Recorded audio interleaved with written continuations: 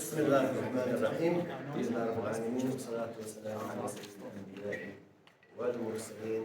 اللهم صل وسلم على حبيبنا وشفيعنا ونبينا محمد وانت تعلم وتعليم لك وتذكير ونفع وانتفاع والإفادة والاستفادة والدعوة بالهدى والدلالة على خير وحث على تمسك بكتاب الله وسنة رسول الله سبحان الله والحمد لله ولا إله إلا الله والله أكبر ولا حول ولا قوة إلا بالله العلي العظيم. سبحانك لا علم لنا إلا ما علمتنا إنك أنت العليم الحكيم. Assalamu alaikum to everybody, and thank you for coming to the class, inshallah. Before I actually go on to the topic today, if you remember the very first class that I did, I shared some news articles. Do you guys remember? Do you remember what, Amira, right? What were those news articles about? Actually, where's the microphone? There you go. Concerning like young Muslim men who have been educated in a way where they've misinterpreted the Quran and they've used that as an excuse to Muslim access. Good. Spoken like a true lawyer. MashaAllah. طيب. And the last time I saw you was how many weeks ago? Many weeks ago. Getting missing. وكذلك. How many weeks ago did I last see you? Well, apart from last week, it would be what? 2 weeks? 2 weeks. In the space of 3 weeks, I have collected what's happened recently on that front. So I'm going to, before we go to the class, just to show you what's been happening in the news that perhaps most of you, if not all of you, missed it or didn't pay attention to it because it's no longer front page news. So,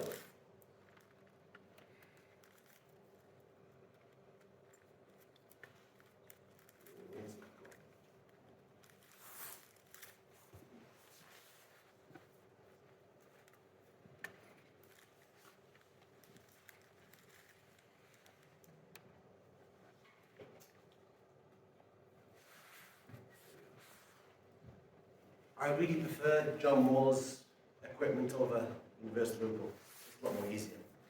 Anyway, so this is from the 12th of October.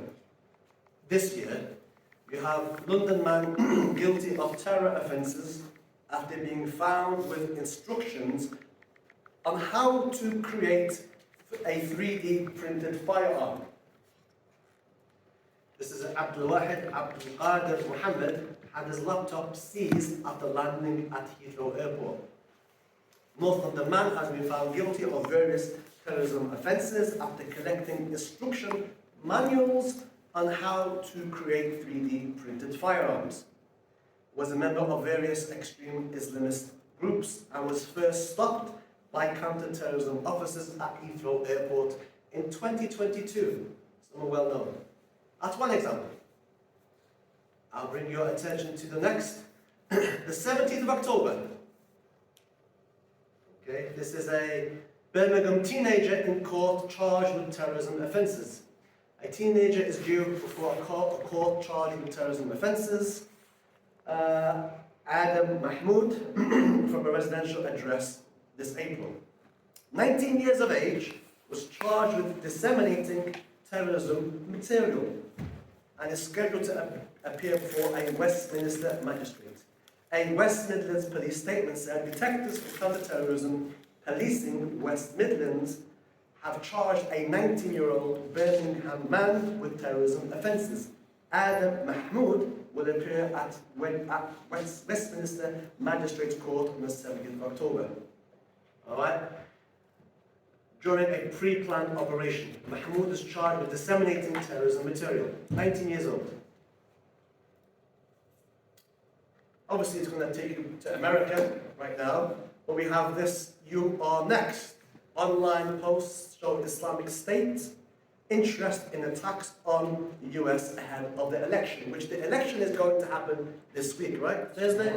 Tomorrow. Oh, tomorrow. Shows how much interest I have in that. But there we go. But that's the news. Internet chatter. Okay. Now what they're perhaps planning. I bring your attention to this one. This was The 22nd of October, all in the past few weeks since I haven't seen you. Man sentenced for sharing Islamic State material. Ryan Scuffle, a man who shared online material glorifying acts of terrorism in support of the Islamic State group, has been given a community order. Alright? 28-year-old used a false name and profile to post pro-ISIS material over a 11-month period. Very lucky not to go to prison. But this is quite gruesome. This happened the 24th of October. White knife-wielding attacker screaming Allahu Akbar and long live Palestine. Murdered Swiss tourist by slicing her throat in front of her terrified children at an Algerian cafe. This is on the 24th of October. Muhammad Arif, you can read. This is the one with Harriet in the blue, please. A knife-wielding attacker screaming Allahu Akbar has murdered a Swiss tourist by slicing her throat in front of her terrified children at an Algerian cafe. The Swiss woman, who has not been named, died on October 11th in the holiday resort of the Jeannette, southern Algeria, after she was attacked while sitting on the terrace of the Sana cafe, located in the city centre with her children and a friend. The attacker, reportedly a young man from northern Algeria, slit the woman's throat and she was quickly taken to hospital, where she lost a lot of blood and later died, according to Swiss broadcaster RTS. Keep going. While his motive was not known, the broadcaster reported that the man had shouted Allahu Akbar, God is greatest, and long live Palestine during the attack. Following the attack, the man fled the scene. RTS reported that the Algerian authorities had deployed significant means to catch him, including using helicopters and distributing flyers with his picture, and he was apprehended several days later.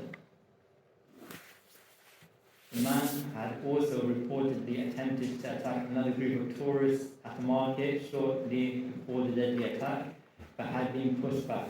The attacker had reportedly arrived in Dijonette 6 months ago and was dressed as a Tuareg, a nomadic ethnic group of people who lived in the Sahara and surrounding areas. So, that was something perhaps I'd imagine none of you have come across in the news. Anybody come across that? No, doesn't surprise me. Doesn't surprise me. But can you see how things that are happening around the world, Palestine and Philistine, people are now going and doing crazy things? How about this one?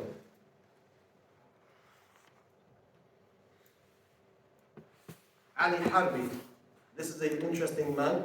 This is taken from 2022. he actually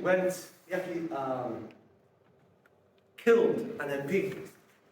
And his reason, his motive for killing the MP, if I can find it so you can see it yourselves.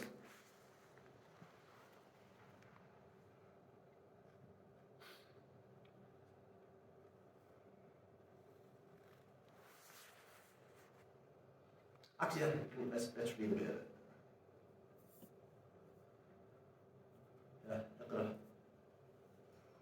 For the previous 2 years, Ali had been crisscrossing London, carrying out reconnaissance, sometimes standing outside Parliament for up to 3 hours, looking for an MP to assassinate. Ali saw himself as a soldier of Islamic State and wanted to punish a British lawmaker for the UK's action in Syria.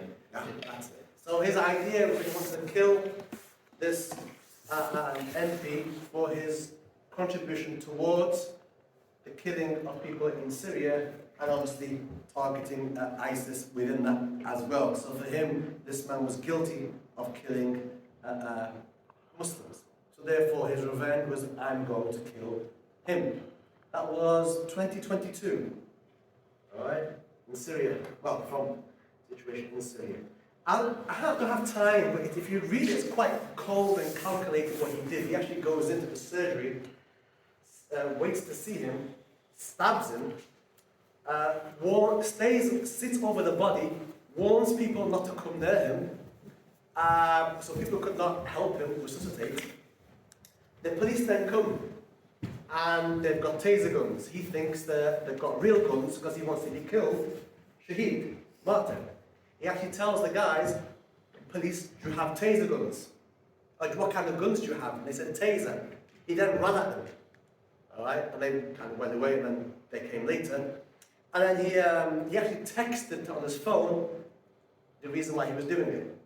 So it's well known why he was doing what he did. And you can read that in your own time. Which then leads us to this. Middle East killings in Palestine may bring back terror attacks to the UK, says ex-MI6 chief. And others are also saying the same thing, that due to the barbaric and inhumane things that we are witnessing, that there will be people who will manipulate the minds and the emotions of young people using the verses of the Quran that we've come across already to go and perpetrate and do things in the name of the Quran and in the name of the Sunnah. So that's all in the past few weeks. You can see it.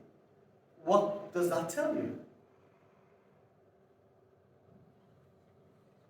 It's still happening day to day. Still happening day to day. And if you've been paying attention, this is slightly off topic, but on topic, if you know what I mean.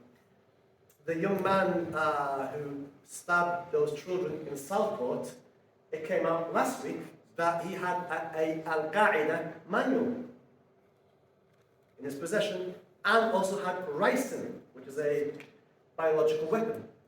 Did anybody come across that?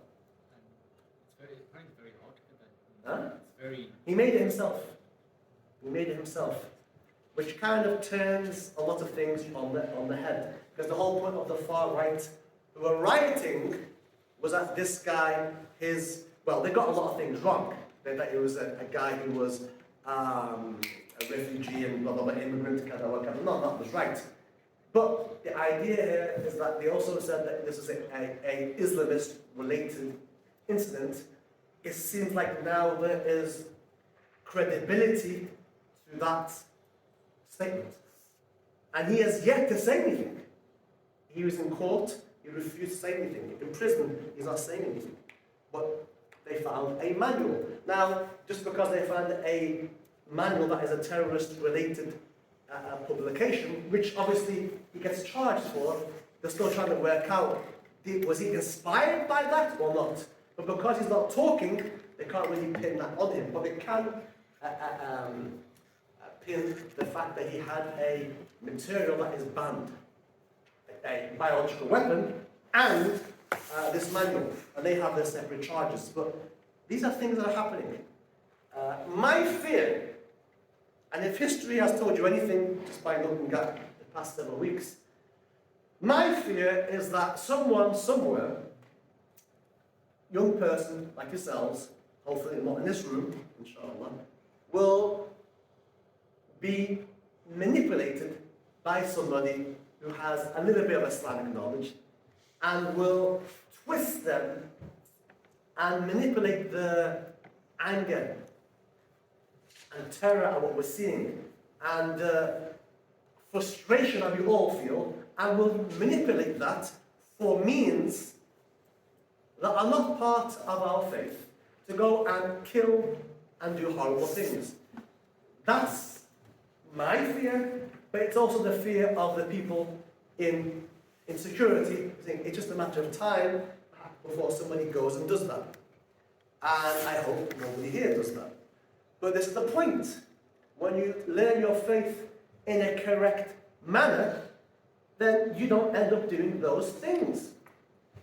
Because as Sophia said, who's not here tonight, the reason why, the only way you can end up doing a lot of that stuff is that when you move yourself away from the correct understanding of our faith. Because there's no way you can end up doing that with the correct understanding of our faith. And one thing that all these people have is that they don't follow a method. How do I know that? Well, you and I both know, due to many classes that I've spoken about this topic, that many of the young men that I used to work with, every single one of them did not follow school of thought.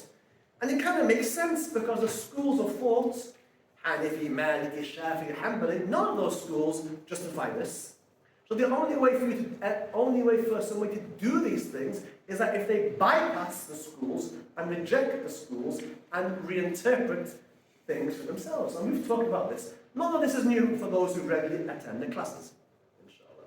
So this is the point, all right? It's important that we attach ourselves to the tradition in a classical, authentic way, not in a new kind of mujtahid way, where people are interpreting things willy-nilly.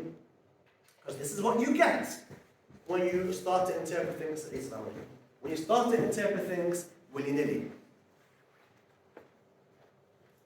Right, bismillah. Alright, on to the class. On to the class. Wallah alam, next week, if I have anything else, but I will share it with you. Do you find that interesting, by the way, when I share stuff like that? Yeah? You can see the relevance. Puts it into context in the modern world. Huh? Puts it into context in the modern world. Good. Good. Tayyib, bismillah. So now we have the topic of these lectures is Allah's promise. The miracle of the preservation of Islam. Surely we have revealed this or the remembrance, and surely we shall preserve it. The idea that our faith has been preserved. So this is a recap. Muhammad Arif, bismillah.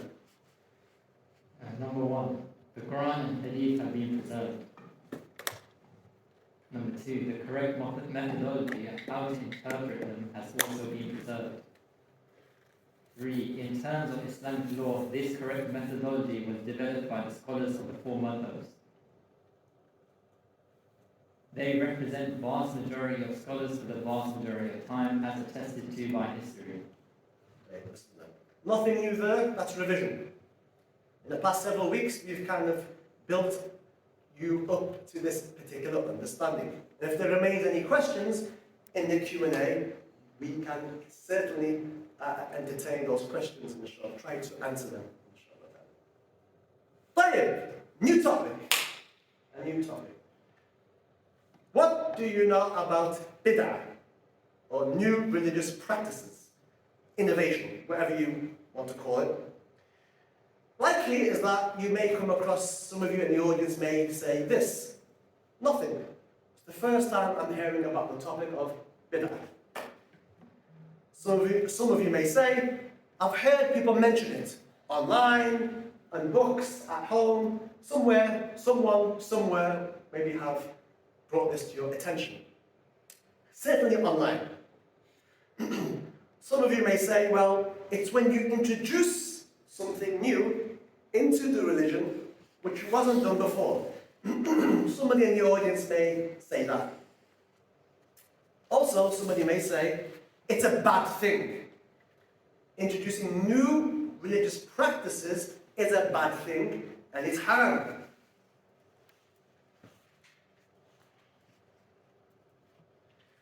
Something that the Prophet ﷺ warned us about. Doing something that the Prophet and his companions never did. And you can't do stuff that the Prophet and his companions didn't do. Because if it was good, they would have done it, right? Are you better than them? Every bid'ah is misguidance and every misguidance is in hell. Hadith. And there's no exceptions. Every means every. So these are typically some of the responses that you and other people listening may say with regards to the issue of bid'ah. Alright? And they may also say, there's no such thing as a good bid'ah. Alright?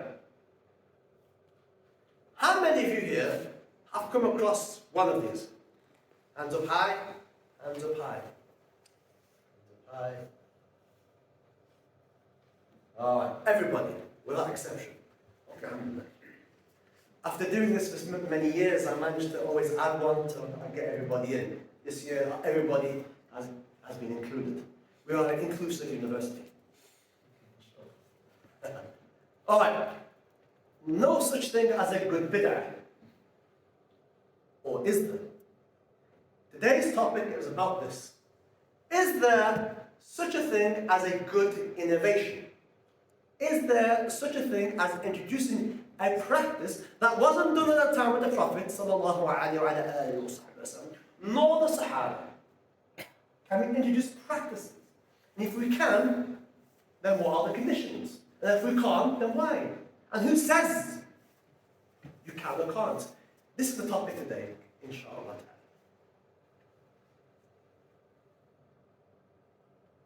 So, how has the concept of bid'ah, new religious practices, been understood by the way, before I continue, any questions at the end? You'll have as much time as you need to ask the questions you want to ask. So I can just ask people to don't interrupt, because there's quite a bit to do today. Alright, so how has the concept of bid'ah, new religious practices, been understood by the vast majority of scholars? For the vast majority of our history. Why the vast majority? For the vast majority of history. Why? Why is that important? Why do I always specify that? Why the vast majority? For the vast majority of time. Why not just pick one scholar and that's it? The safety in numbers.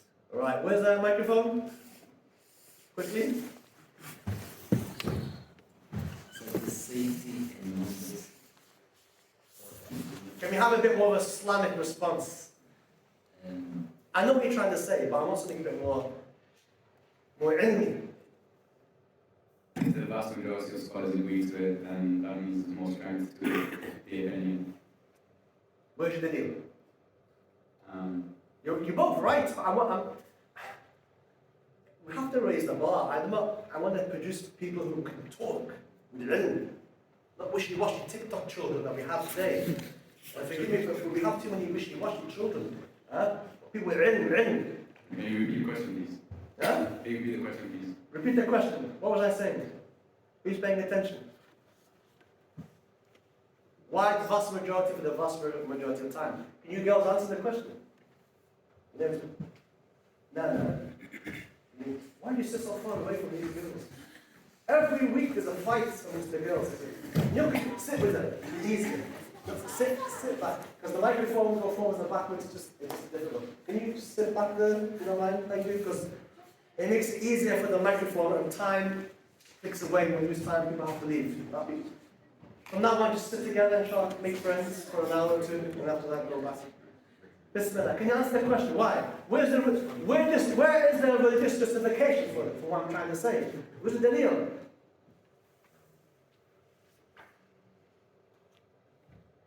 Amira, with the microphone.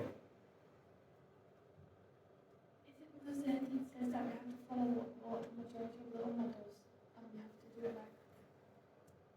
Does the hadith say it like that? It's Nah, no good then, no good. Sulaiman, could you give him the microphone? It's because it says in all the hadiths that my scholars, the scholars of the Ummah will never agree on manifest error. Aywa. Follow the majority. Ahsant. Do you know who narrated the hadith? No. Come on, man. You're nearly there. Who narrated the hadith? Huh? I can't hear what you're saying. Are you certain or are you guessing? No good for me. Don't guess. This is the realm of knowledge. We don't guess. Either you do or don't know. That's your homework. That's your homework. I did that. If you look back on the first lecture, there's 2 slides worth of proof that Sulaiman remembers some of them, inshallah. So go back and look at that. Otherwise, anyone could come along and feed you some interpretation and you'll be left in the daze. So please go back and look at the things I've mentioned.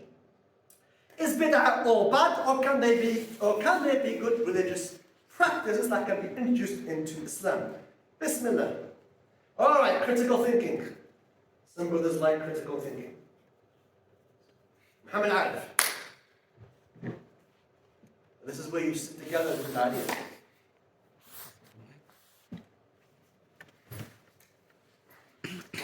Question: is bid'ah an issue of fiqh, in which case you refer to the 4 schools of Aqidah? Right then, Bismillah. Is it an issue of fiqh or aqidah? Give me a second microphone. Keep this over here. Muhammad Arif is the reader tonight. Is this an issue of fiqh or issue of aqidah? Hey, Bismillah, hands up. What's your name? Ayman.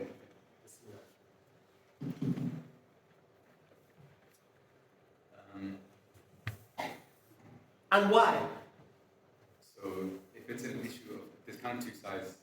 So if you believe that's an issue of aqidah, Prophet says kullu bid'atin dalalah wa kullu dalalatin fin nar, which means that unanimously in religious practices there should be no bid'ah at all. Unanimously? I've asked you a question. I never asked you for an interpretation of hadith. I'll do the interpretation later from the scholars. What I've asked you is an issue of fiqh or aqidah. Pick one. I would say more so fiqh. Why? Bringing bid'ah refers to creation of religious practices, right? New religious practices. And fiqh deals with your religious practices, what you can and cannot do. So I would say more so fiqh. Alright, anybody disagree? Your name again? Amen. Ayman. 2 Aymans.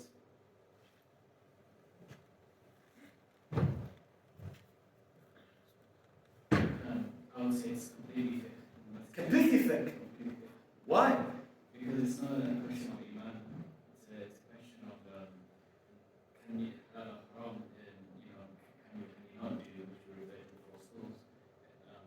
It's the aqidah involved there. What do you girls think? Is it issue of fiqh or aqidah?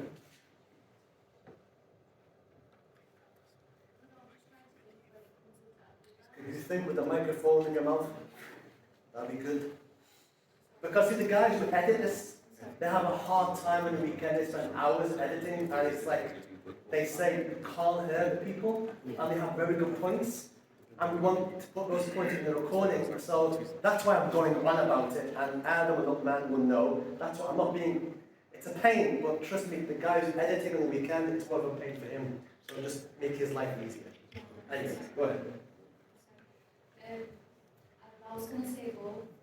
Both? Think of an example when it comes in Turkey. What? I'm just trying to think of a time when it came in Turkey. Jamil. But I But you can't. Okay, Jamil.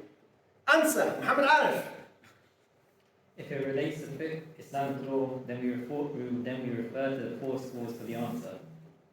If it relates to aqidah, we look at the authorities in that field. See you next lecture. So the reality is that it can be both. Because bid'ah can be a practice, but it can also be an understanding. So if it's a practice, then you could argue it's an issue of fiqh.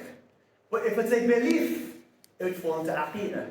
And if you want to know more about those beliefs, then next week, when we move into the realm of aqidah, we will look at those beliefs that are beliefs of people of bid'ah, inshallah. So, but tonight, it is around the issue of practices, and therefore, generally speaking, it's the issue of fiqh.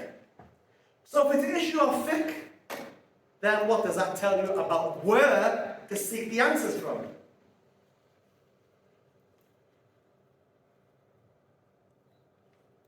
The 4 schools.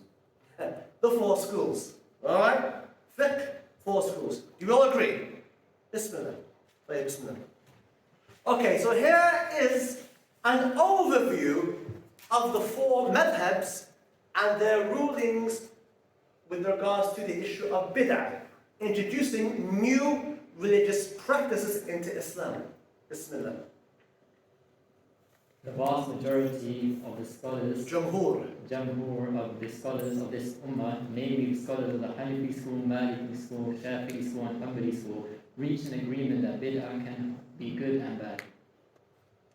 That is the standard agreed upon position in all 4 schools as shown in their authoritative books and has been the understanding for centuries. So, Jumhur is a very specific term which means the majority. There's a difference between Jumhur and Ijma'. Ijma' means complete consensus. Jumhur is a vast majority. So when you see the term Jumhur, it means that there's a minor difference of opinion. Or there's a difference of opinion. But the majority are unanimous that bid'ah can be good and bad. That's what you'll find within the most authoritative works within all 4 schools of thought. Going further, The agreement within the 4 schools went further and classified bid'ah into 5 categories. so not only did the jurists, the fuqaha, the mujtahidun, not only did they say that, well, bid'ah can be good and bad, but they also said, well, it can actually go into 5 different categories. And these are as follows. Number 1, obligatory innovation, wajib. Number 2, recommended innovation, mandub. Permissible innovation, mubah.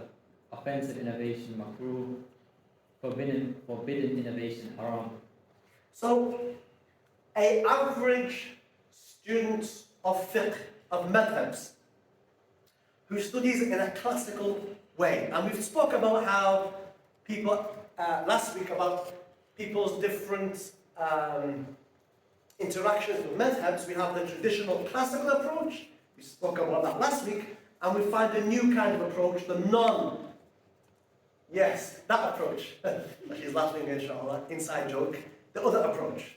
Right? We're not looking at the other approach, we're looking at the approach that has been practiced for 1,000 years. New approaches, they have their issues. And we spoke about that last week. But your average student of fiqh will tell you straight away the issue of bid'ah in their particular madhab will be broken down into 5.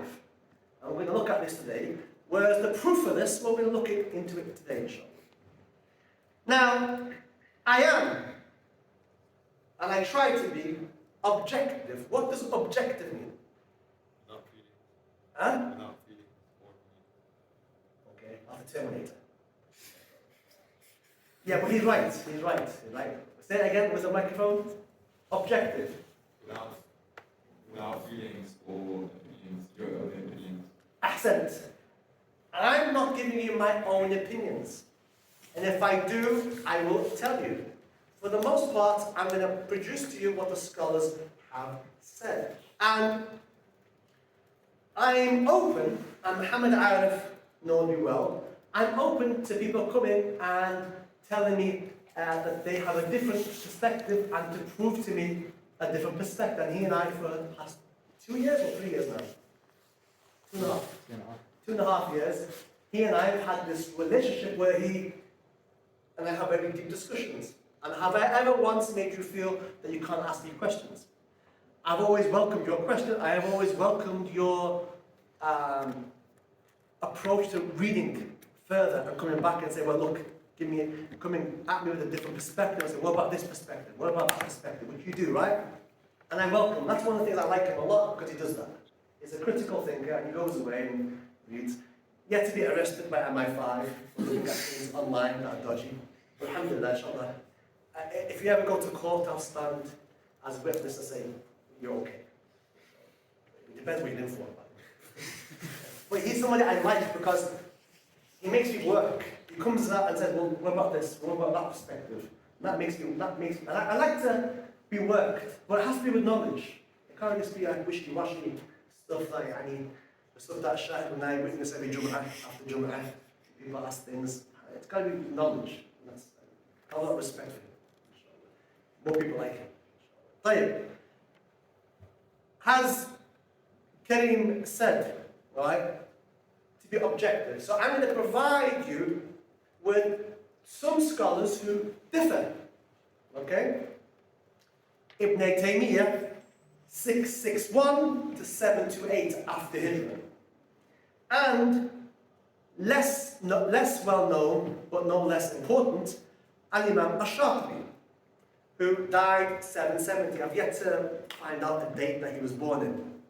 I'm still waiting on that one. So these are two examples from the classical era that are well known from those that disagreed. So these are two of the most famous. And arguably you could argue that for this day and age, Ibn Taymiyyah is perhaps the more well known in this realm in terms of classical scholars. Would you agree or disagree? So I'm putting that out there. Alright, timeline. Ibn Taymiyyah is over here. 661 to 728. So here you have the Salaf, arguably, in which Abu Hanifa, Shafi'i, Malik, Ahmed are definitely within the Salaf. Ash'ari wa Maturidi also arguably within the Salaf. You have then Ibn Taymiyyah, several centuries later here, born there. And Imam Shatibi, there. So that's where they are in terms of timeline, in terms of their views. That's important. Because what you could argue there is that neither of them are from the Salaf. Because they're just not from the first few generations. Neither of them are from the Salaf. Alright, Bismillah. Those who are against the classification agreed by the four schools are in reality unbeknown to them, following a small minority of scholars. So in my, I should have said this in the beginning, in my many experiences with young men in prison, some of them were older, who were in for, who were convicted what we call tact offenders, terrorist offences, all of them had the view that bid'ah is all bad. Every single one of these young men had the view that bid'ah was all bad. I never came across one of them that didn't say anything other than that. And likewise, they didn't follow a madhab. And if they did, it was very loosely, more on the loose side, if at all. But this is something, after working with them, this is some of the points on this slide, I realized after working with them, these points here. That those who are against the classification agreed by the four schools, i.e. those who say that bid'ah is all bad, are unbeknown to them following a minority of scholars, because from the classical scholars, Ibn Taymiyyah, Imam Shatibi. They are taught that their opinion is the only valid one, and it is the way of the Prophet, the Sahaba, and the early Muslims. Salaf. And that's what I found amongst them. They only with that opinion that they've been taught, every innovation in this guidance, that's the only opinion. But after spending many, many months with them, they discovered something else. They may never have been taught that the vast majority of the Salaf had said otherwise. And when I proved to them that the vast majority of the Salaf and the Khalaf have said otherwise, it came as a shock. It came as a shock. No. This has led division, arguments, and sadly people losing their lives. Yes, this topic, people have lost their lives because people have weaponized this topic, that people who don't agree with that, if the certain practice is done, they say this is bid'ah, and every innovation is misguidance, every misguidance is in hell, and therefore they have to wage war on the mubtadi'ah, the innovators, and some of them will go and kill them. And I've heard them say that, and arguably, switch on your TV and you'll see acts in Yemen, in Syria, in Pakistan, and other countries in which things like this are perpetrated. One of the justifications that these people are bid'ah. Those that follow the majority's opinion are often called innovators and deviants, who you must not listen to. Now, this is a common argument. Don't listen to them. Yeah, so people who have this view, who've been taught this particular view, all right, in this particular way, which I would call being brainwashed, because these young men obviously are being brainwashed.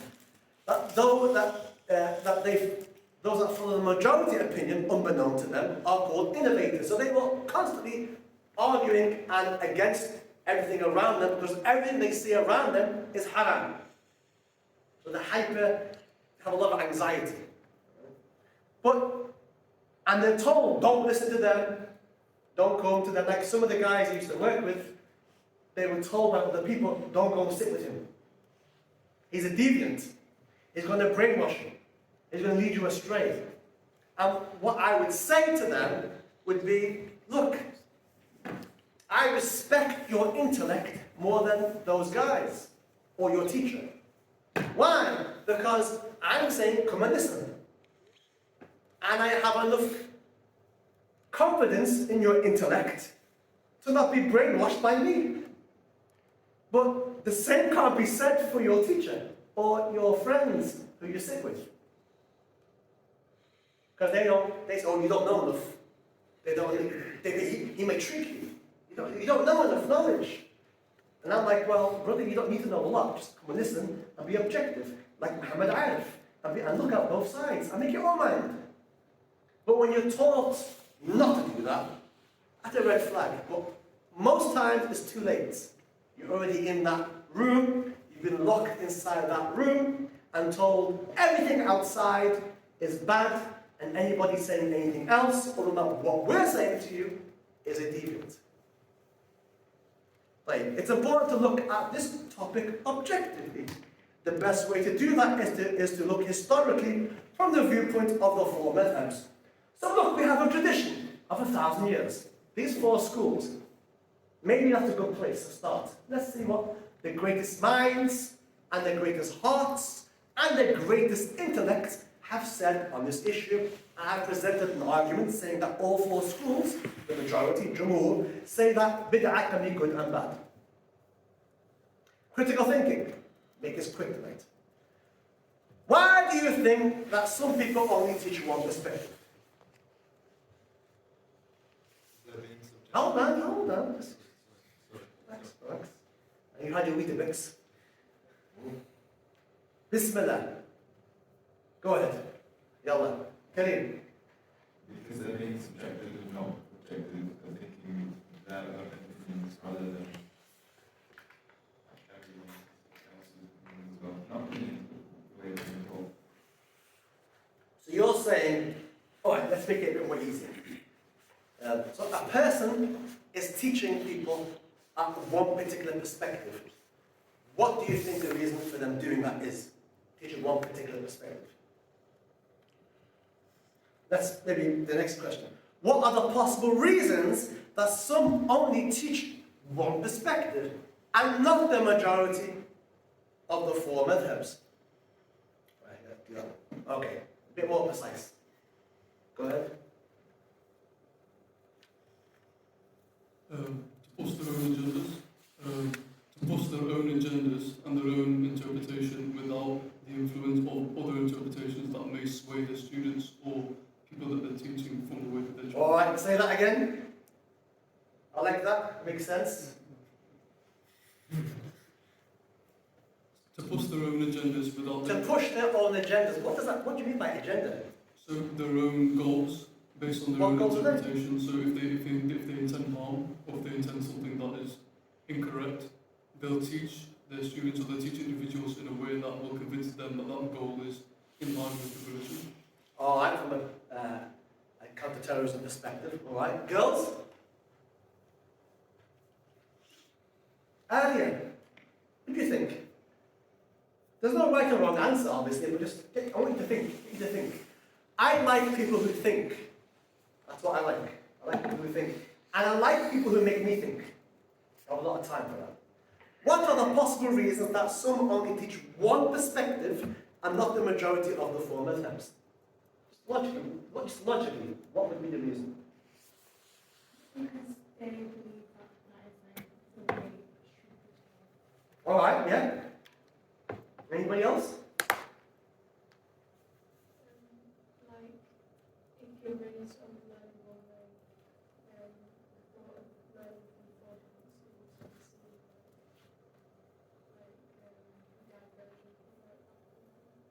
obviously, All right, I would say definitely come to my previous classes for that one.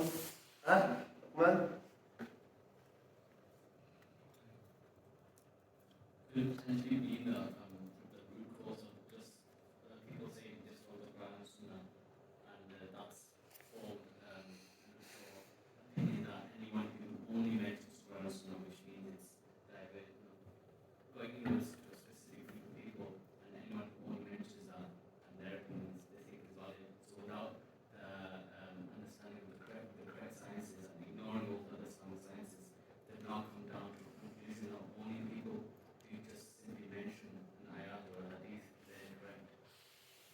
Anybody else?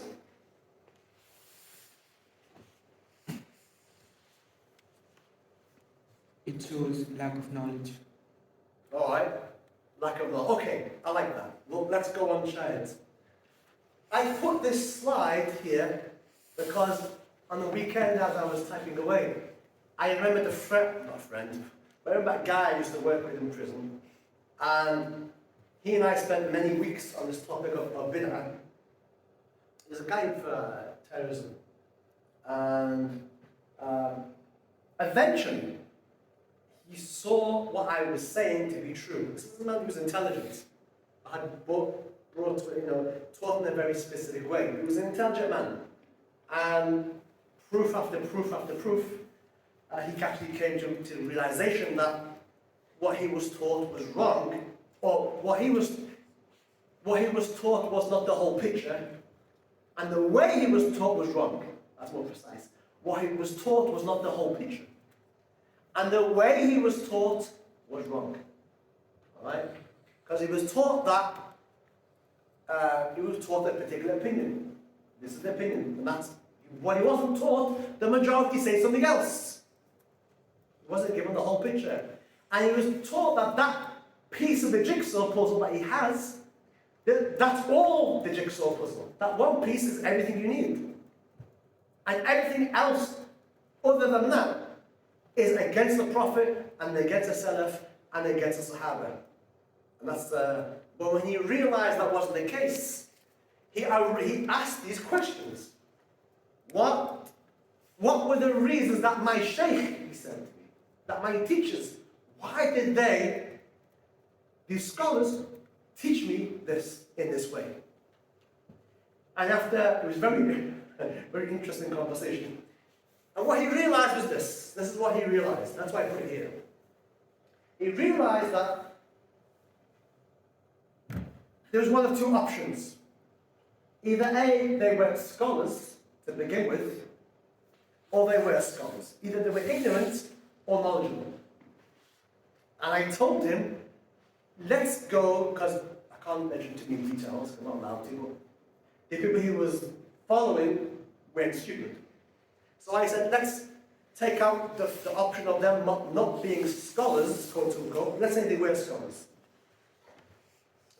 I kind of wanted to go down that route, more accurate. And I said to him, if the case that these were scholars, the chances are they knew of this. They knew the majority opinion. They knew that the madhahib say something different. They knew that the vast majority of ulama in their books of fiqh and the salaf say that. They knew that. And he realized that the uncomfortable conclusion was that they hid it from him. Because if you're a scholar, you know things.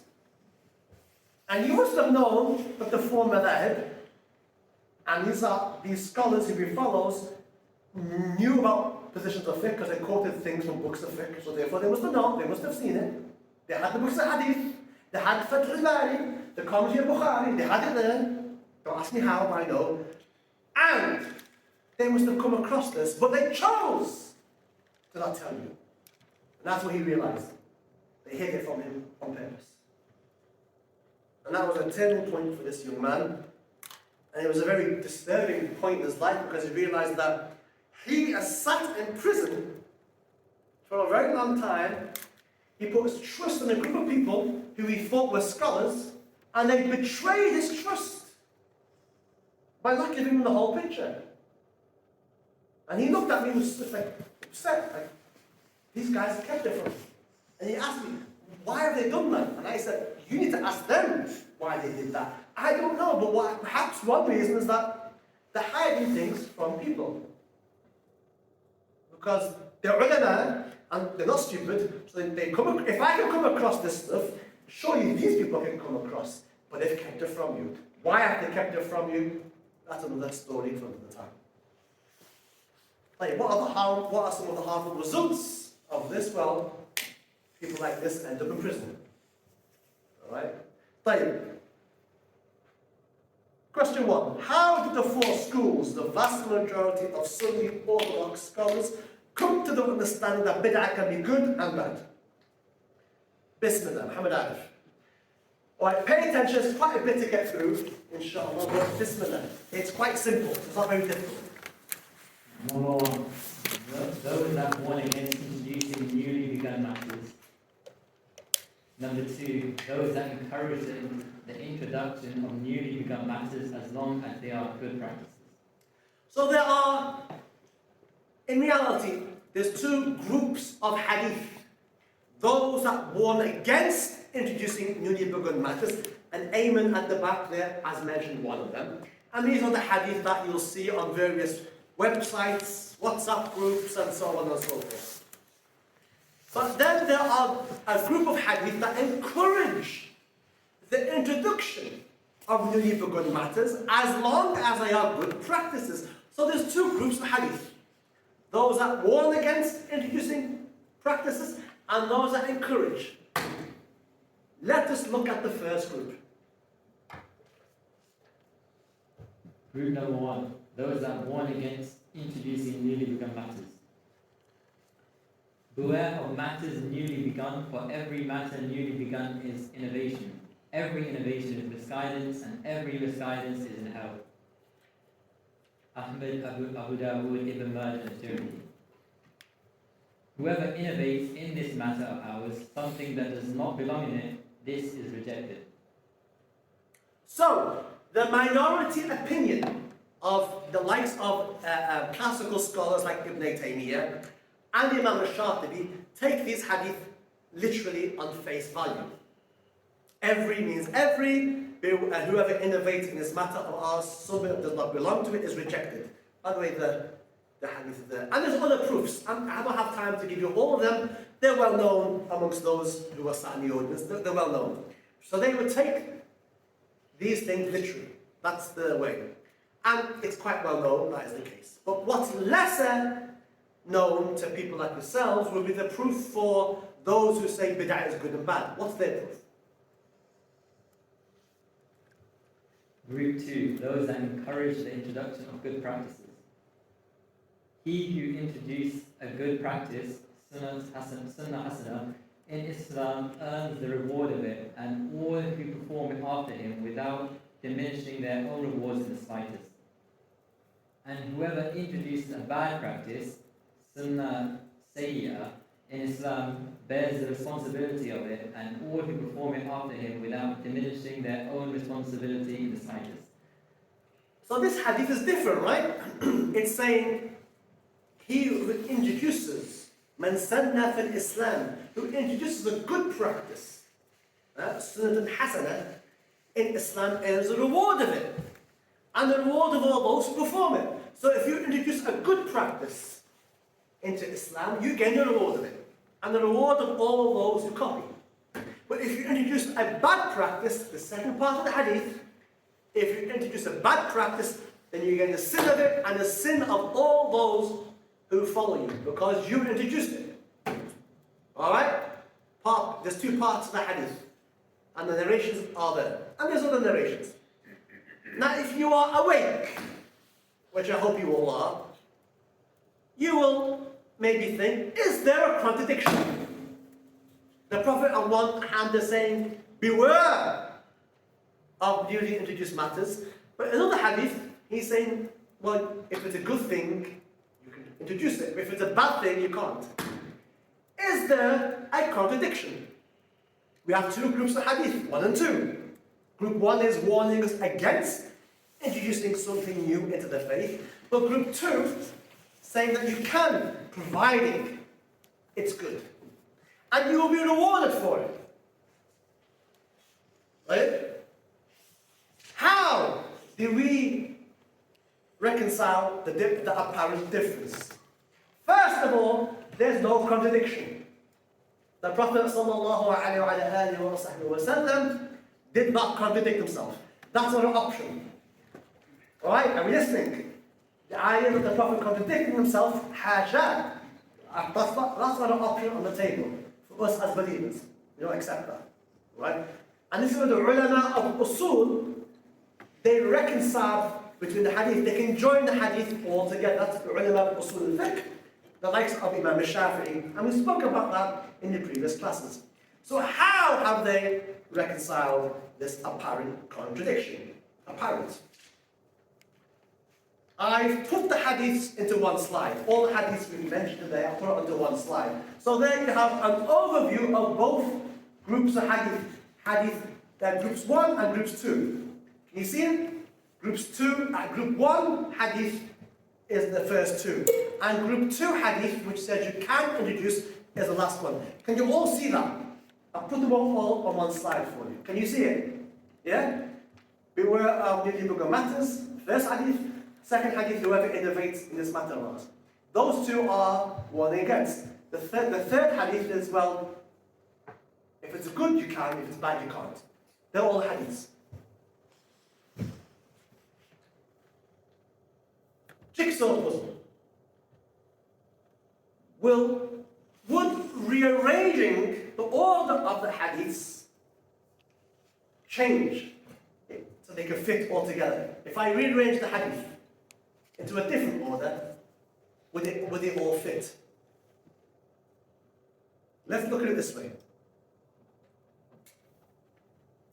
Alright, Bismillah. Hint, pay attention to the colour. The colours will help you. Pay attention. Bismillah.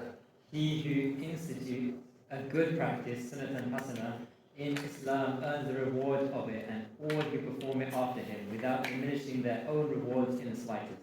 So I'll put that first. And that hadith continues. And whoever institutes a bad practice, sunnatan sayyatan, in Islam bears the responsibility of it, and all who perform it after him, without diminishing their own responsibility in the slightest. And then, if we put the other hadith that warn you against doing bad practice, if we put them now, after this hadith, this is what you get. Beware of matters newly begun, bad practice, sunnatan sayyatan. For every matter newly begun, bad practice, is innovation. Every innovation is misguidance, and every misguidance is in hell. Whoever innovates in this matter of ours something that does not belong in it, bad practice, this is rejected. So I want you to look at that now. And the contradiction, the apparent contradiction, in which the hadiths contradict each other, do they now all fit together? Is a contradiction now, has a contradiction disappeared? Kareem said yes. And I'm going to pick up on his nodding of the head to ask it, because some of you already know the answer, because you did this a few years ago.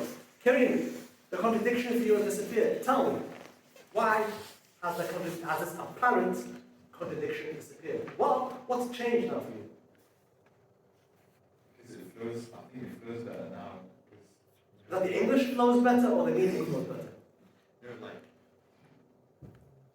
the three hadiths, like, separately, they don't fit together. They don't fit together, but when you rearrange them, it just, I don't know how to describe it. Yeah, I don't know how to describe it, but like, it's like an introduction. It's like a book. Yes. Where like there's an introduction, and then there's like a warning afterwards. So it's like it feels like the first hadith is like, you know, the good and the bad, and then, you know, be careful with bad stuff. That's precisely it. In the history of me doing this, and by the way, this actual these slides are slides that I used to use for these guys in prison.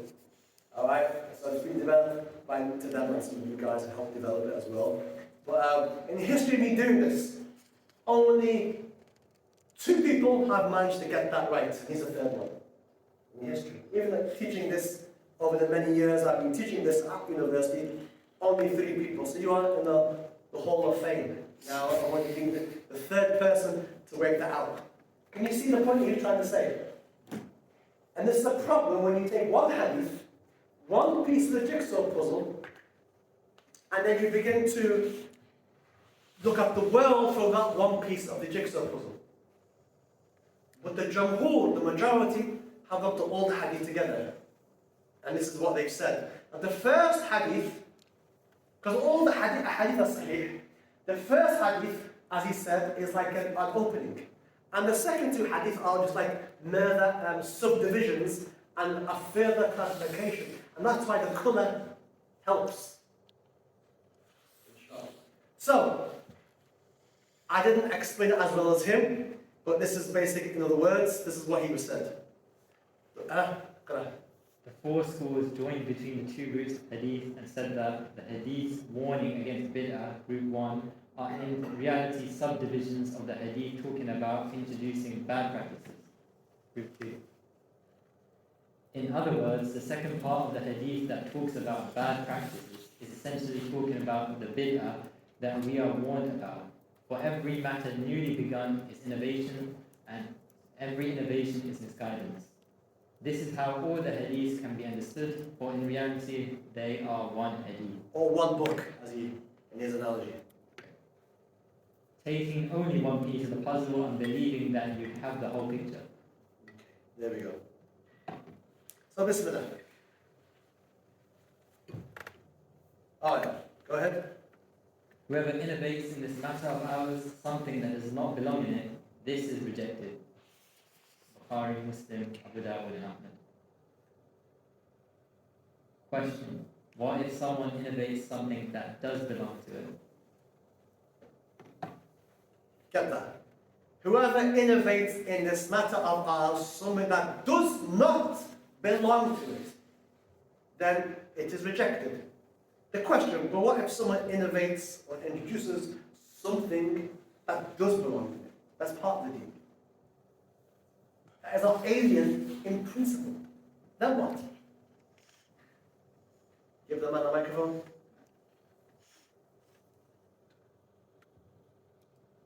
We will have to establish conditions to see if it does belong. And if the conditions are there, And to put it on. and it is accepted. Yep.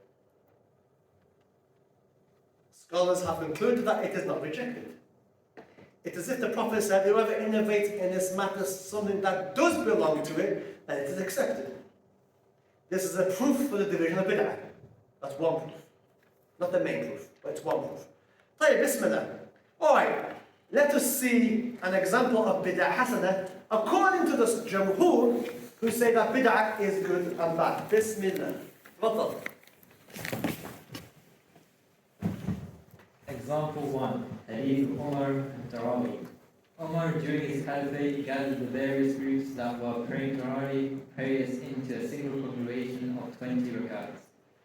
Ubay ibn Ka'b said, this was not done before. How can you do something the Prophet never did? Sallallahu alayhi wa sallam. He never said that. That's basically the modern way of what perhaps you guys may come across on the various rabbit holes that you find online. Umar, I'm fully aware of this, but it is excellent. I have an allergy to brackets. Oh, Ibn Rajab Jami al-Ulum. He also said, what a fine, blessed innovation this is. نعم البدعة هذه. Alright? And so Umar ibn Khattab there is giving a ruling in which he says that this is something good, but wasn't done at the time with the Prophet. And he says this is a good innovation. It's a good innovation. And there he is, he's saying it. So that's the Jamhur would use that as one of many proofs for their position that bid'ah is good and bad. Because if it was all bad, why would Umar say it's good? So even to Umar, he knew that bid'ah can be good and bad. And the hadith in Bukhari. Hadith word is in Bukhari. Now before I go on, you may then ask, what is the definition of bid'ah according to the Salaf? What is the definition? Right? And arguably you could have said, Zane, you should have done this in the beginning. But Bismillah, we'll see how it flows today. The definition of bid'ah by Imam al-Shafi'i. Is Imam al-Shafi'i from the Salaf? Does anybody say he's not from the Salaf? From the early generation of Muslims? Obviously he is. Because he's born within those early generations. So this is a Salafi Imam in terms of time frame. Yes or no? Yes. Fine. So let's see what he says. Bismillah. Imam al-Shafi'i, an authority universally accepted in Sunni Islam, on Umar's words.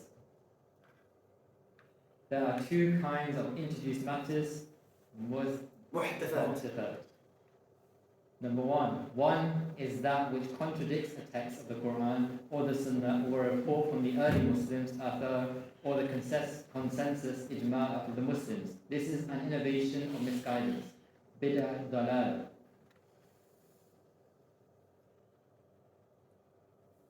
Oh, sorry.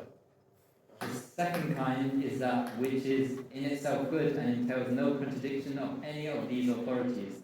This is a non-reprehensible innovation. Bid'ah ghayr madhmuma.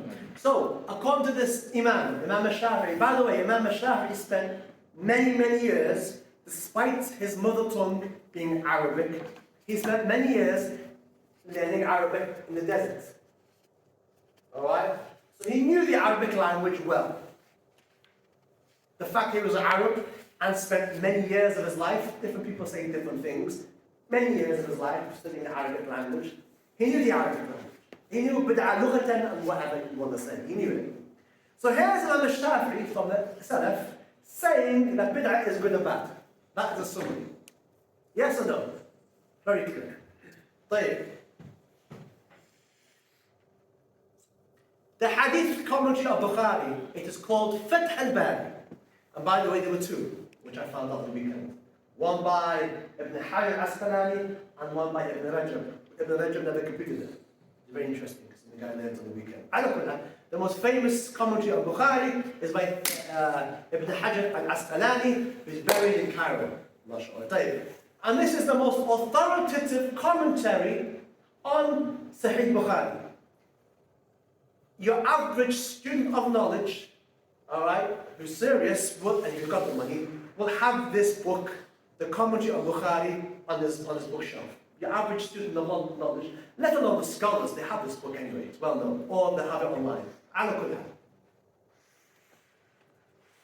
Al-Hafidh Ibn Hajar al-Asqalani died 852, Shaykh al-Islam and the highest authority in his day in his commentary of Umar's words in Bukhari.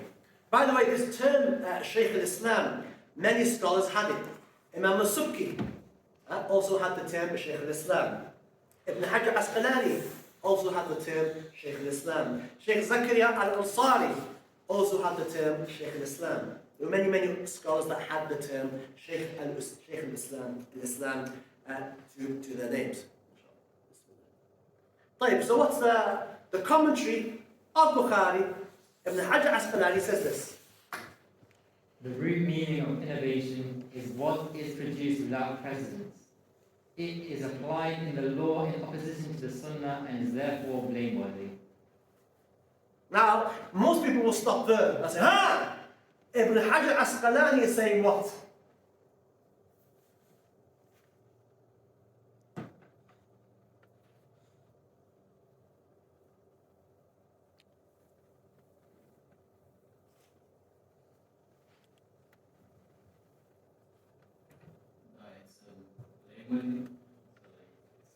So all bid'ah is bad. And for some people, that's what they've been presented with. But we are objective, Kareem. And we don't just stop there, read the rest, what it says. He goes on to say this. Strictly speaking, It is part of what is classified as commendable by the law, then it is a good innovation, hasana.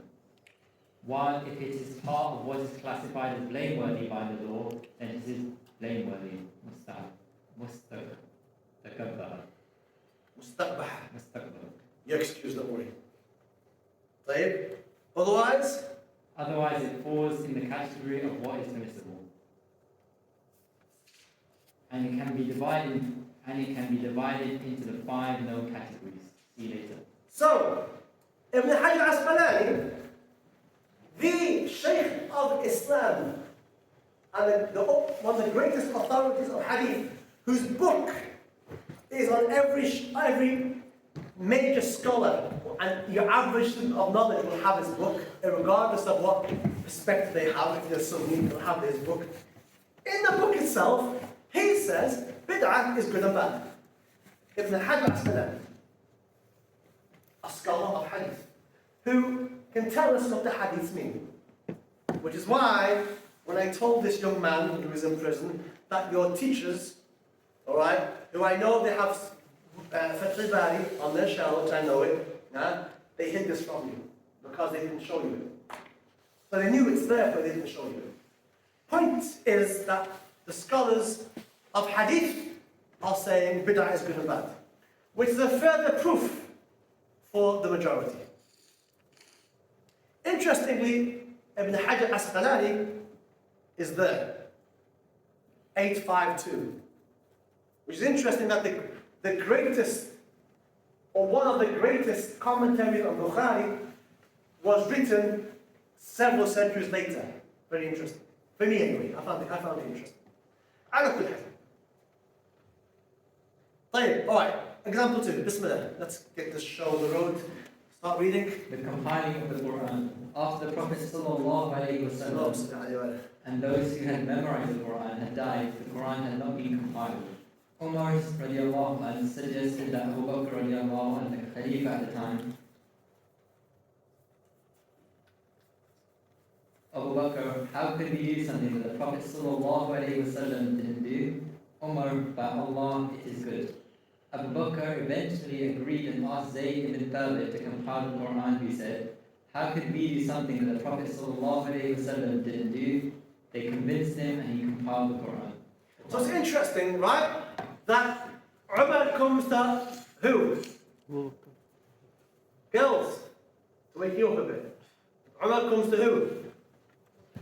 Abu Bakr, and says what, Abu Bakr? Why? Where's the microphone? Compile the Quran. Why?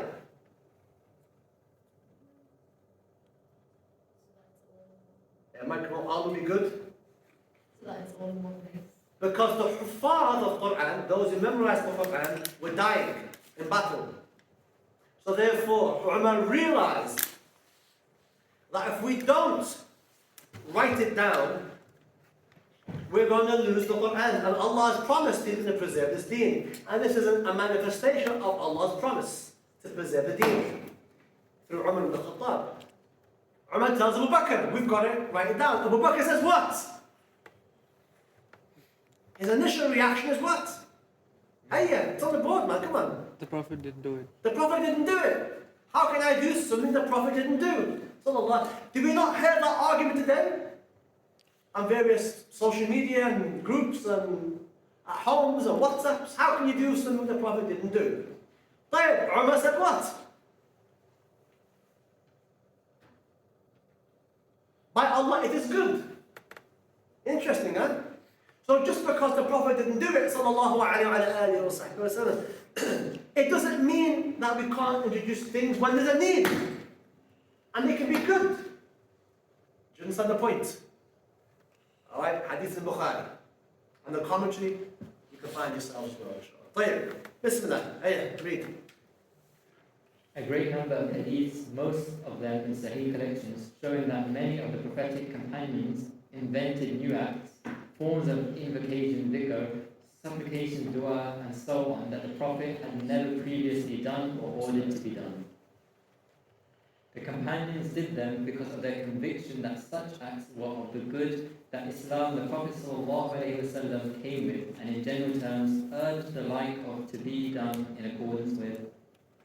And do the good that happily you may succeed. Quran chapter verse 22, verse 77. And the hadith of the Prophet ﷺ, he who introduces a good sunnah in Islam earns the reward of it, and all who perform it after him without diminishing their own rewards in the slightest. Let's look at some examples. Abu Hurairah, Allah be well pleased with him, relates that at the dawn prayer, the Prophet ﷺ said to Bilal, Bilal, tell me which of your acts in Islam you are most hopeful about, for I have heard the sound of your sandals in paradise. And he replied, the Prophet ﷺ hears Bilal's footsteps in Jannah. And the Prophet ﷺ wants to know, what is he doing? He's doing something that I'm unaware of. But the act that he's doing is so great, I can hear his footsteps in heaven. So the Prophet then asks him, which tells you that Bilal is doing something the Prophet did not tell him to do. Otherwise, he wouldn't ask him. Yes or no? Why? So he asks him. I have done nothing I am more hopeful about than the fact that I do not perform ablution at any time of the night or day without praying with that ablution, whatever has been destined for me to pray. Whenever he lost his wudu, he would pray 2 rak'at. That's what he would do. The Prophet never told him to do that, by the way. That's the point. The Prophet did not tell him to do that. But he, in his understanding, so there was no problem with doing a specific act of worship at a very specific time. Taking a specific act of worship and allocating a specific time. No problem with that. And what did the Prophet say, sallallahu alayhi wa sallam? Ibn Hajar. Oh, it's not on there. Ibn Hajar al-Asqalani says in Fath al-Bari that the hadith shows it is permissible to use personal reasoning in choosing times for acts of worship. Bilal reached his conclusion and the Prophet confirmed him therein. Part of the hadith is missing. I'll make sure it's on the slides when I give it to the brother, inshallah, hopefully. So look, the rest of the hadith of the Prophet, mashallah, is quite happy at that, inshallah. I don't want to say the exact hadith. Yes, I've got it here.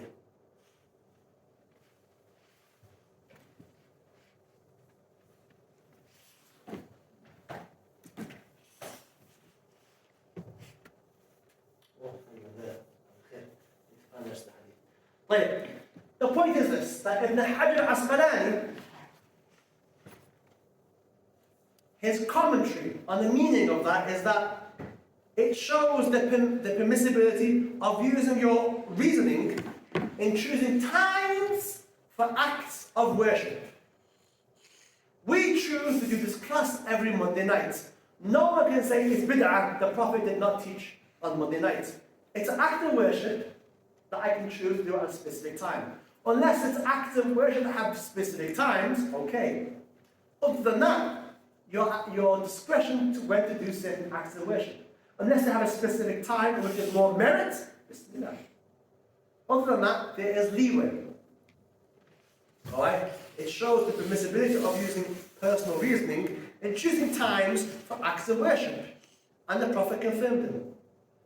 So for example, this week is Islamophobia week. And there's a stall, right, that you have on campus, and that is doing da'wah. We do that once a year. Is that bid'ah? The Prophet never did that. No, it's after worship, da'wah. It's a very specific time, and a very specific part of the year, and this is what we do. And no one can say it's bid'ah. Unless you follow the other opinion, you may argue that. But the majority say there's no problem with that. Likewise with this class, likewise with Discover Islam Week, likewise with other Charity Week and all that, very specific times. Inshallah. No one can say it's bid'ah. The Prophet never did charity, in the first semester. You're laughing, but the mindset of people is like that. Look, that's the reality. And the point is that Ibn Hajar al-Asqalani, and I'll put it in green because it's very important. I want you to take a screenshot of that because it'll come up later. Take a screenshot of it now. Specifically the green part. The part where Ibn Hajar is saying that you can allocate specific acts and do that at specific times. Which we all do it in reality. We all do that. That's important. That principle is important. Bismillah. Muhammad Arif, let's keep going. Hadith 2. Similar to this is the hadith in Bukhari about Hubayb who asked to pray 2 rakats before being executed by idolaters in Mecca, who was the first to establish the sunnah of 2 rakats for those who are steadfast in going to their death. So Hubayb here is captured by the kuffar, is about to be executed. Before he is executed, he tells them, I want to pray. And they allow him to pray. And he prays 2 rak'at before he is executed. And that becomes a sunnah, hopefully, well, that's how you look at it. If you ever find yourself in that position, inshallah, it's a sunnah to pray 2 rak'at before you execute. But the point is, nobody told him to do that. Exactly. Now you know how I feel. Nobody told him to do that. The Prophet never told him to do that. Right? Afterwards, the Prophet found out, and the Prophet was happy. Sallallahu alayhi wa sallam. Right? Ibn Hajar al-Asqalani, in his commentary, says this. These hadiths are explicit evidence that Bilal and Khubayb used their own personal reasoning in choosing the times of acts of worship without any previous command or precedent from the Prophet ﷺ other than the general demand to perform the prayer.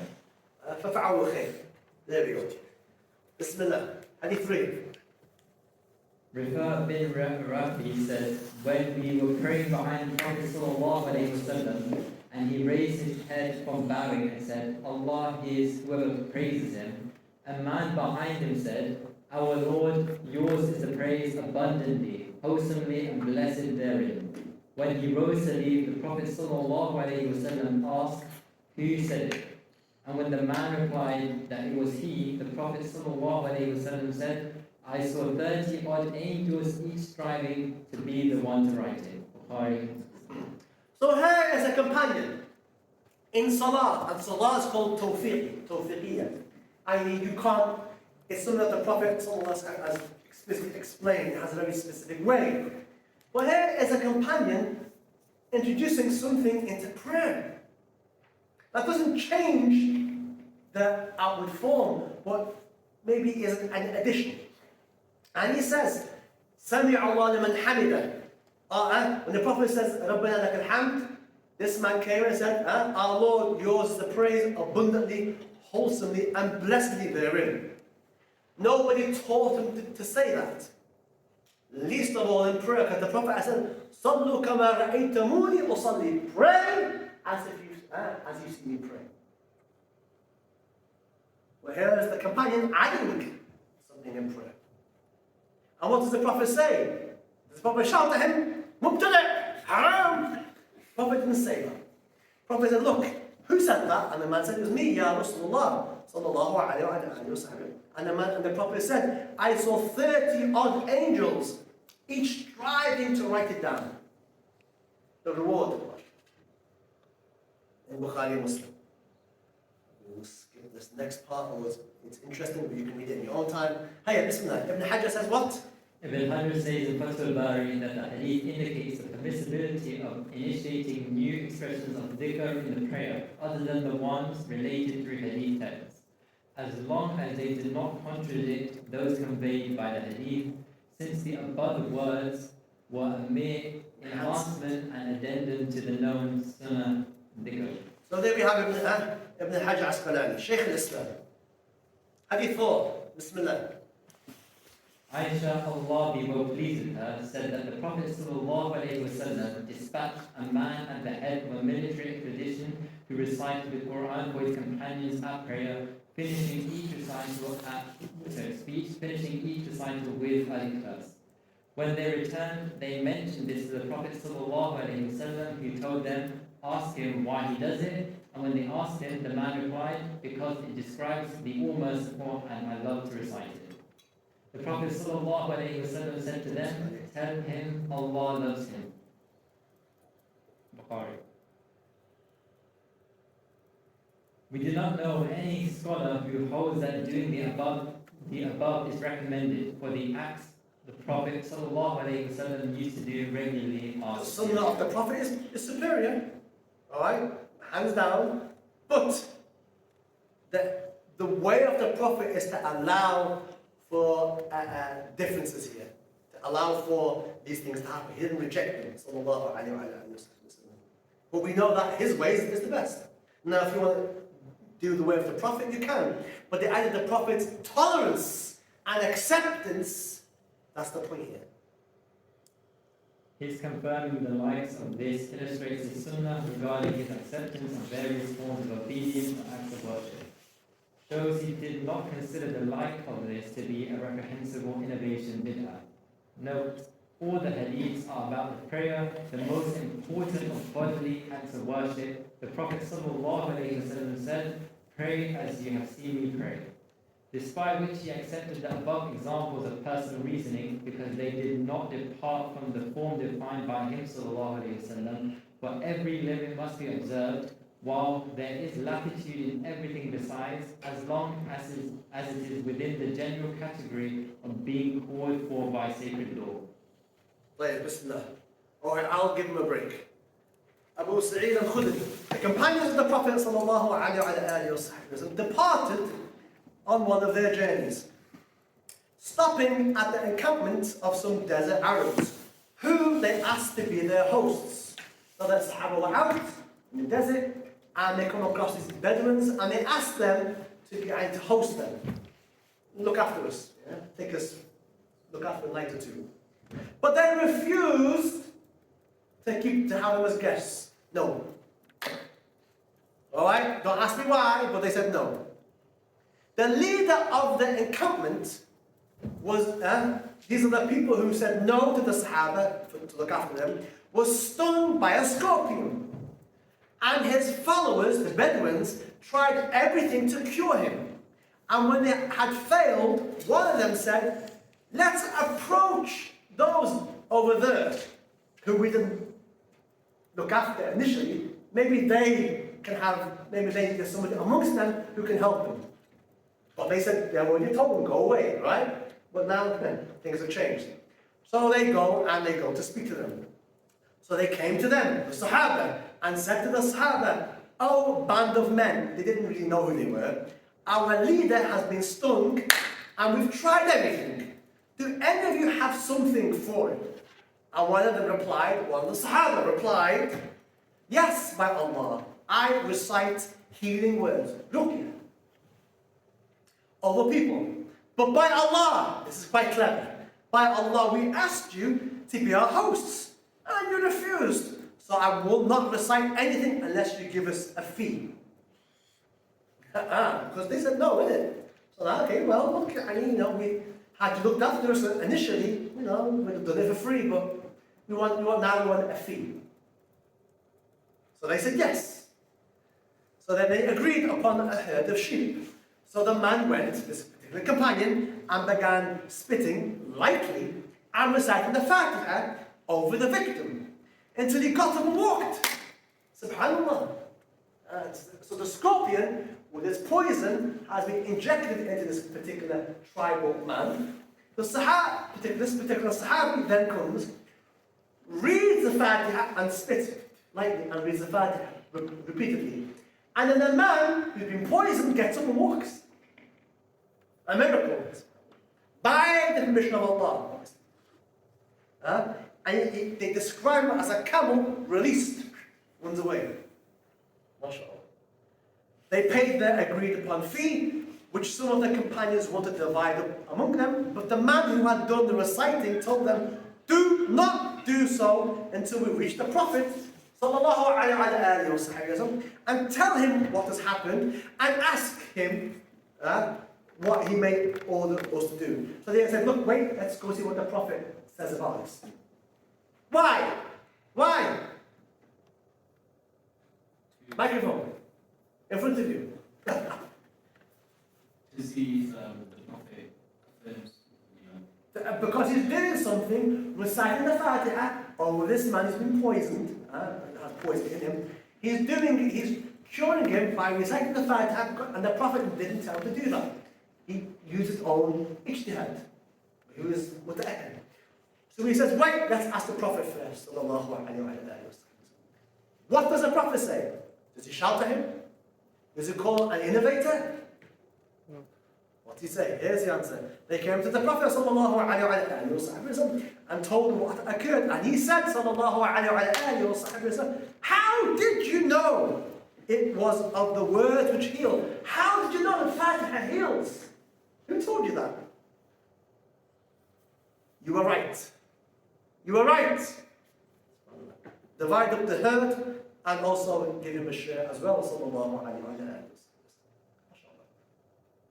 In Bukhari, by the way. The hadith is explicit that the companion had no previous knowledge that reciting the Fatiha to heal ruqya was by the Sharia permissible. Did so because of his own personal reasoning, and since it did not contravene anything that had been legislated, the Prophet ﷺ confirmed it because it was of his sunnah, and way to accept and confirm what contained good and did not entail harm. Even if it did not proceed from the acts of the Prophet ﷺ as a definitive precedent. We're going to finish soon. Bismillah. Abu Sa'id al-Khudri, one man heard another reciting Al-Ikhlas over and over again. So when morning came, he went to the Prophet ﷺ and sarcastically mentioned it to him. The Prophet ﷺ said, by him in whose hand is my soul, it equals 1/3 of the Quran. Bukhari.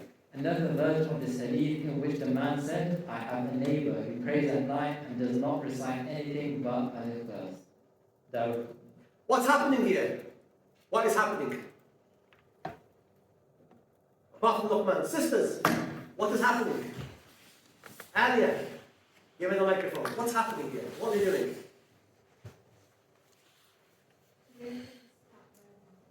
Like what? Put the microphone closer.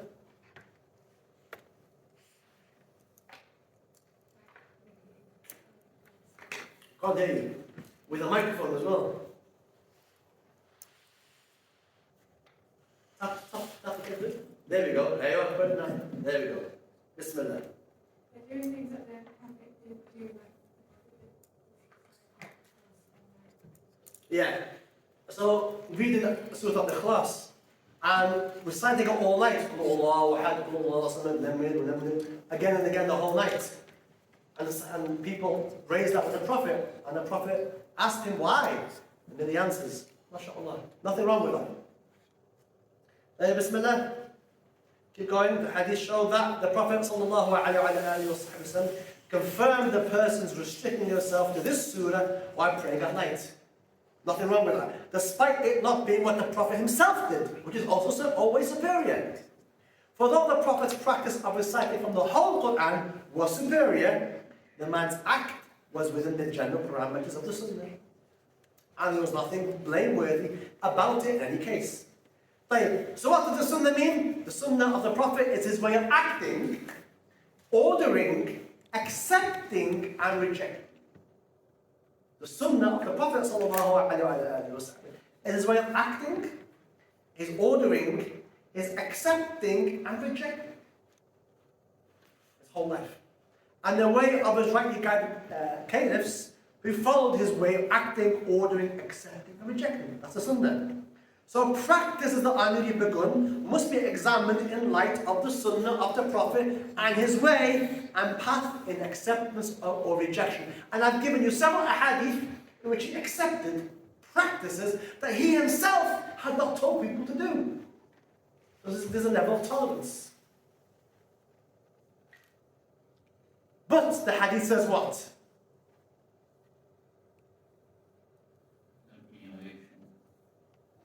The hadith says every means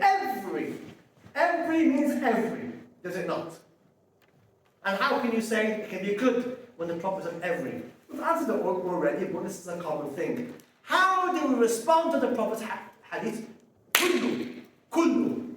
Are there any examples in the Quran and in the Sunnah where there are general statements, but what's intended is a specific meaning?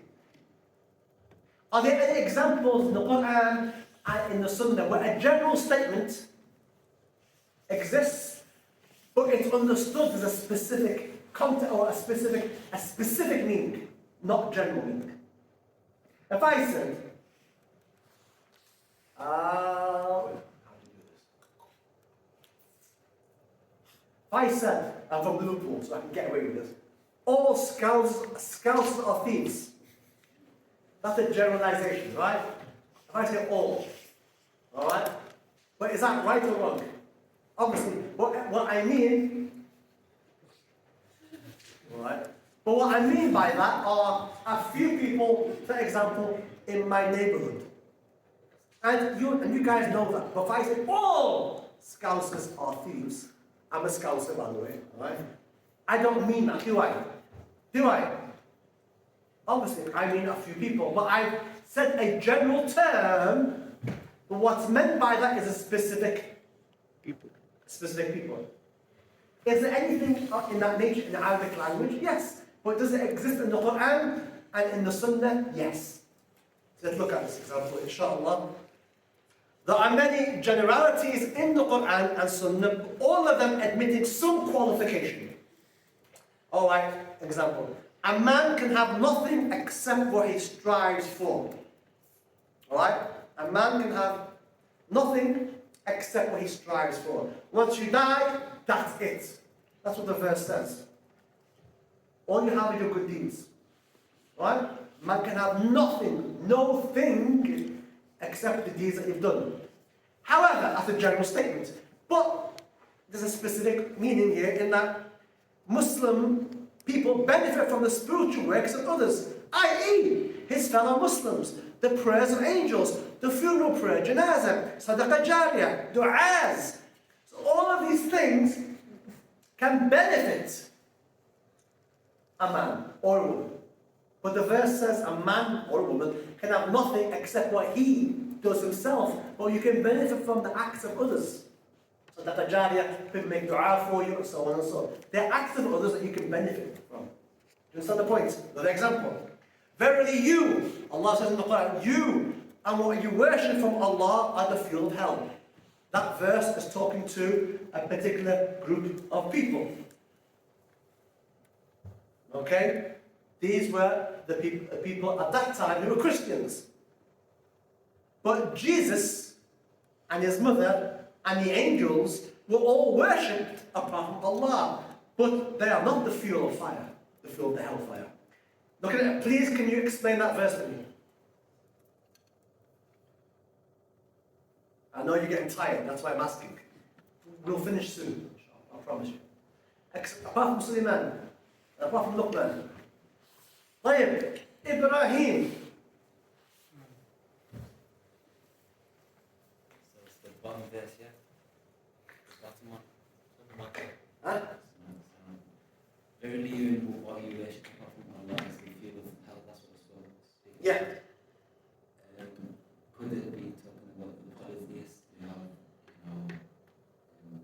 The point here is fuel of hell. The verse says what? Verily you, these kuffar, and what you worship. Who are they worshipping?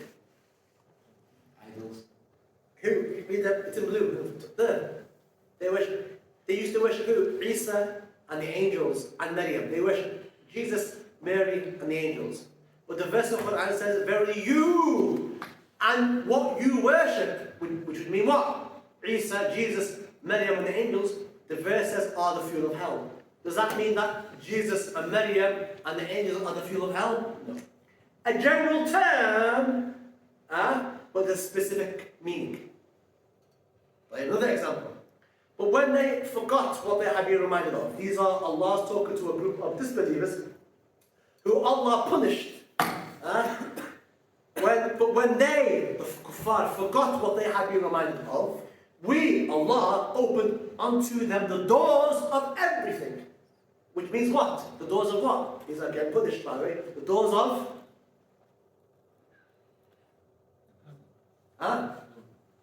The doors of what? Happiness?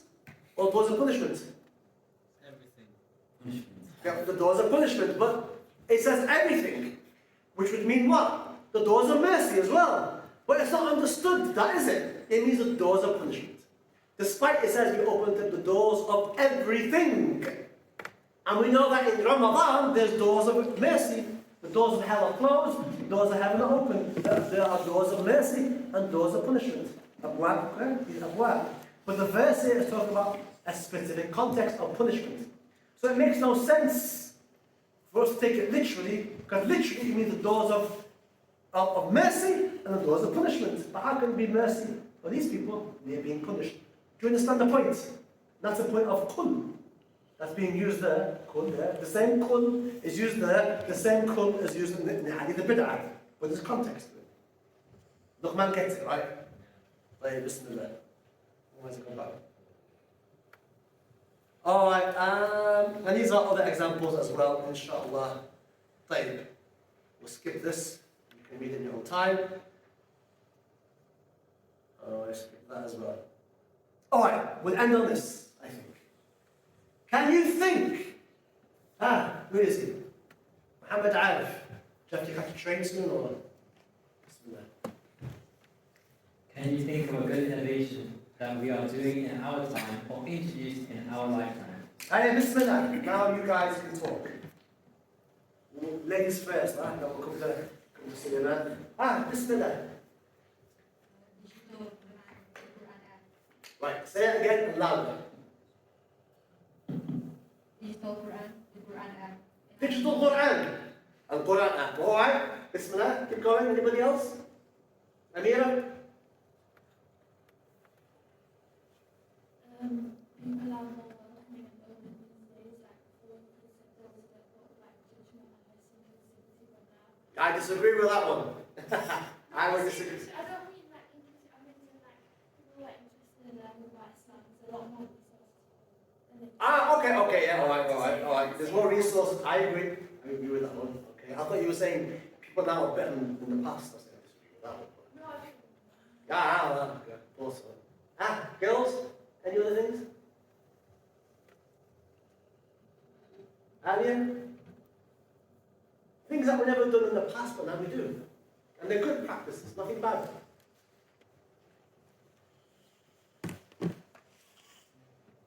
If you think of something, tell me. Put your hand up. Listen, Suleiman. How did the microphone? Oh, you just have it. Well, start with you. Start with you. Hold on. Amen. Reciting salawat on the Nabi Sallallahu Alaihi Wasallam in Jama'ah in a congregation. Okay, alright. Going. Next.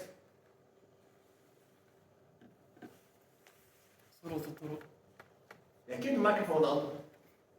Was it done by?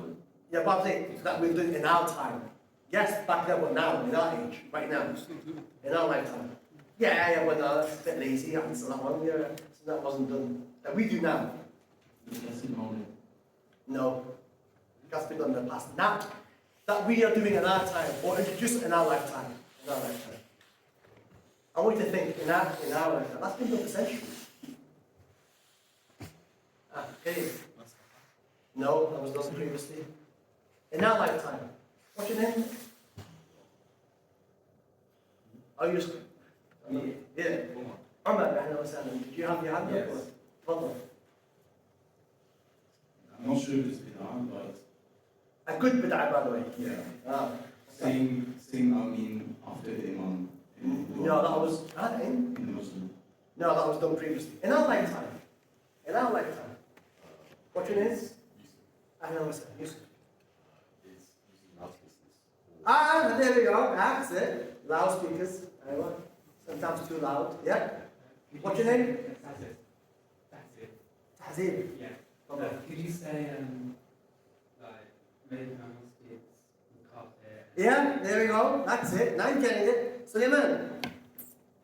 Like. By the way, the examples you guys mentioned, I'm not saying they're not, but I want in our lifetime. Recording lectures. Alright, okay. Easy enough. That was an easy one. Anything else? What's your name again? Abdullah. Abdullah. Tfadl. I'm not sure if it's during our lifetime, but as used Islamic banks and such. Alright, yeah. That's a good one. Islamic banking. Excellent. Don't turn the microphone off. Leave it on. Next. Anybody else? Ayman. Using a microphone in Salah. Ayo. Well, he said speaker, so I'll give you that one. Skills.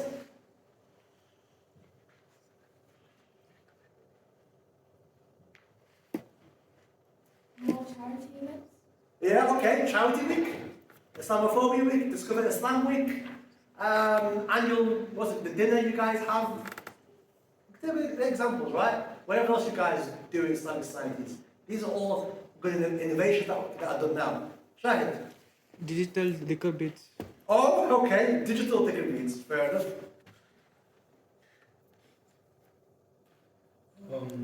You could say like worldwide charities have started opening up. Excellent. Yeah. Worldwide charities now. Good. Beautifying. Piers Morgan. Huh? No. I said Piers Morgan. He's a different kind of winner. I was going to say beautifying interiors of mosques. Right? ايوه نعم definitely, which is the carpet as well. Okay. Where's the microphone? Yeah, how about it? All right, pass it back. When used correctly, the eye socks. Okay, yes, Bismillah, fair enough. So, can you see this? We do quite a lot of good innovations, right? And no one's going to say, oh, that is bid'ah, muharram. These are good innovations and long made. And if you can think about it, there's a lot. And these are good things. Alhamdulillah. Next critical thinking exercise. How do we respond to the claim that we can't do anything that the Messenger did not do? The Prophet or the Sahaba didn't do it. How can you do something that they didn't? Because you guys are tired and I've spent longer than I thought I would, I will leave that for next week. I'll leave that for next week. I'm nearly finished. So we'll do that next week. Right. Some of your questions may be answered next week. Inshallah. But you guys are getting tired and I've gone on a bit longer than I thought I would.